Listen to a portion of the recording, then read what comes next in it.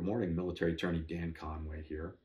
We're one of the oldest military law firms around. We've been around since 1972. I've been in practice for over 20 years, and I want to talk this morning about evaluation report appeals.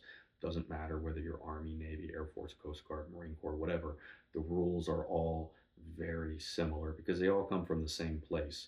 They all ultimately eventually flow from federal litigation in the federal courts and how the federal courts assess evaluation report appeals. And the reason I'm shooting this video is because there was some tension between the advice that the client was getting from the military attorney, the active duty one, and myself. The active duty one wanted to take an approach that was very deferential to the senior rater, almost apologetic, where we wanted to take a little bit more aggressive approach because we understand the federal litigation. We file federal lawsuits all the time on evaluation report appeals. And so here's fundamentally the issue with evaluation report appeals. An evaluation of report is fundamentally an opinion. It's your evaluator's opinion of your performance. So how do you contradict or contest an opinion? Okay.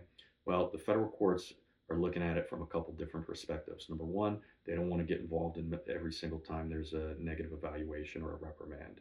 And number two, they create a presumption of regularity, meaning that evaluation reports are presumed to be correctly filed.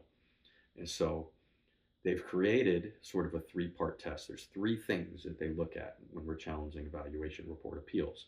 And these are the only three things that are going to carry the day. Number one, we're looking at whether there was a significant misstatement of hard fact in your evaluation report. Is something in that evaluation untrue? And the burden is on us to prove it. Secondly, the federal courts are looking at whether there was a specific violation of a statutory or regulatory requirement.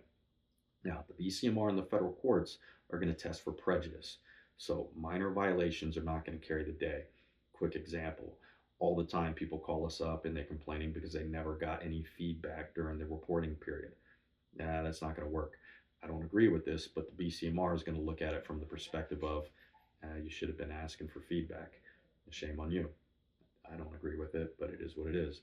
And then the third is whether some factor that had no business being in the rating chain was present, right? That's where the personality conflicts come into play. I had a Coast Guard case not too long ago where the Coast Guard members were basically in the same rank. One was evaluating the other, and they were competing for the same billet, right? So there's a potential conflict of interest there.